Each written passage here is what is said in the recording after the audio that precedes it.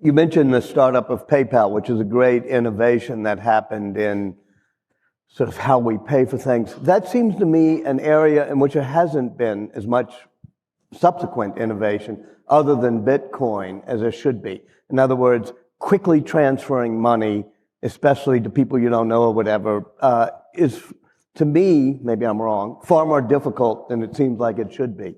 Are you somewhat disappointed with the way PayPal then proceeded, or are you disappointed with the lack of innovation in the digital currency environment?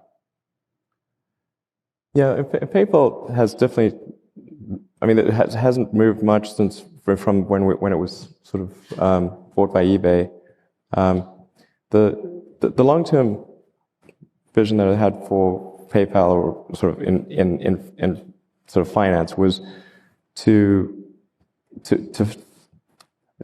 well, it sounds a bit strange, like to convert the financial system from a series of heterogeneous, insecure databases to one database. Mm-hmm. Or, well, not one database, but maybe there'd be like a few more. The money is just a number in a database. That's what it is. And it's primarily an information mechanism for labor allocation. And the current databases are not very efficient. Like there are these old legacy mainframes that don't talk to each other very well, have poor security, and only do batch processing once a day. Are you glad PayPal is being spun off? It's probably the right move. And what would you do with it?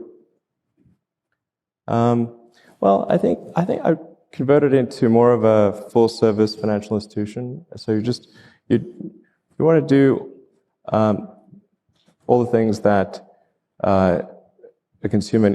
You want to have like all the financial services that somebody needs in one place, seamlessly integrated together and easy to use. And I think really care about the consumer. I think a lot of banks don't seem to care that much about the customer. So I think there's an opportunity to be like a really good bank, effectively, but much more than what people think of as. Do you think Bitcoin will be disruptive in that way? I mean, now it's a speculative currency. Will it be something that will be what normal consumers will use and will disrupt the banking industry? My opinion of Bitcoin is that, I think Bitcoin is probably a good thing, but it's essentially,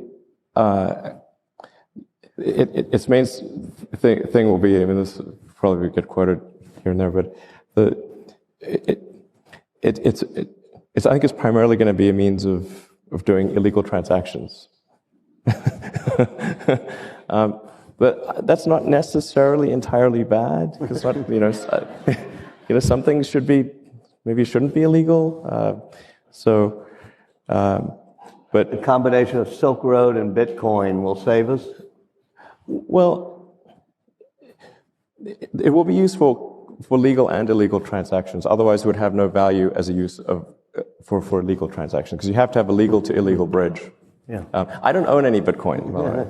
Tesla could potentially make more money from its Bitcoin investment this year than profits from electric cars in all of 2020. What's your take on that? What's your Bitcoin take, and the fact that the price can just go up or down based on a simple tweet from him? Well, look, Elon has tons of money and he's very sophisticated. So, I don't worry that, his Bitcoin will sort of randomly go up or down. I do think people get bought into these manias who may not have as much money to spare. So I'm not bullish on Bitcoin. And, my general thought would be that, if you have less money than Elon, you should probably watch out. Why aren't you bullish on Bitcoin? Look, there are things we invest in society that produce output. Bitcoin happens to use a lot of energy. It happens to promote anonymous transactions. They're not reversible transactions. The Gates Foundation does a lot in terms of digital currency, but those are things where you can see who's making the transaction. So digital money is a good thing.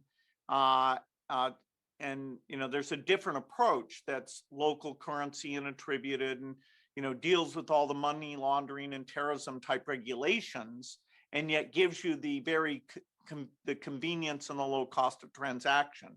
And so, our foundation is very proud that in the pandemic, a lot of the countries we funded to do this were able to get money out to their citizens very, very efficiently. So that's something that it's not got the visibility of Bitcoin, but the move towards digital money that we're very engaged in is a super positive thing that eventually will get to even the poorest countries.